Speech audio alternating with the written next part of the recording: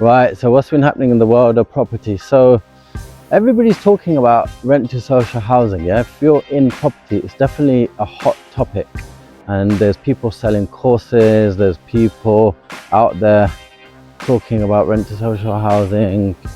There's not that many people doing it big, doing it well, let me be honest with you. And you know, I've taken 7 figures of social housing income now, and so we're well versed. You know, we've seen it in what this journey is like, and there's some trials and tribulations. Let me tell you, it's all good and well getting a social housing provider, guaranteeing someone's rent, but you don't know what the long term looks like, right? Social housing providers can change their rent settings like that, and then all of a sudden you're bang in trouble because you are guaranteeing someone's rent, you're relying on that income potentially, and you need to work out how you're going to react to that.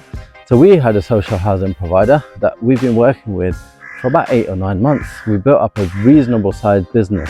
Out of nowhere, they just messaged us and sent an email saying, "You're not approved on our system." There's a whole lot of checks they do. They do that at the beginning of when you start to work with them, right? So the beginning of your contract. We've done everything, we've submitted all of the things we need to submit, and then they started working with you.